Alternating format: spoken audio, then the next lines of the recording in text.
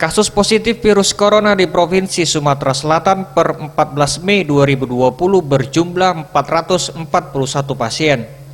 Hal ini disampaikan Gugus Tugas Pencegahan dan Penanggulangan Virus Corona, juru bicara Gugus Tugas COVID-19 Sumatera Selatan Nur Purwoko pada 14 Mei 2020.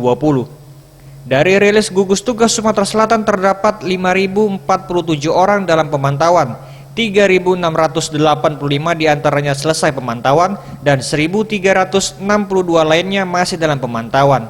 Kemudian 331 PDP, 70 diantaranya negatif dan 161 orang lainnya masih dirawat. Jumlah sampel yang diperiksa di Balai Besar Laboratorium Kesehatan Palembang sebanyak 2.152. Kasus konfirmasi positif baru per tanggal 14 Mei 2020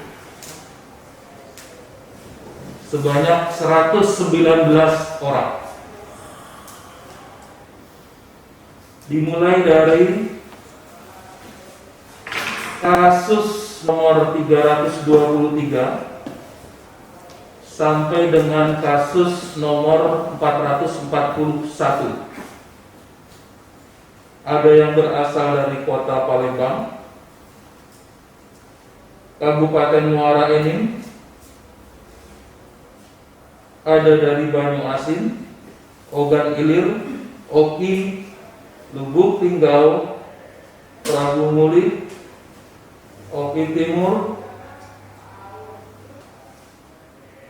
Yang paling banyak memang dari Kota Palembang dengan status transmisi lokal.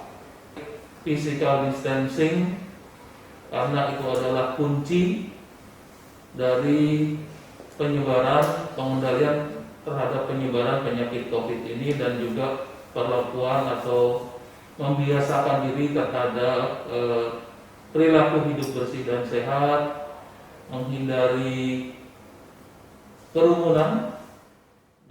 Tim Liputan Sriwijaya TV.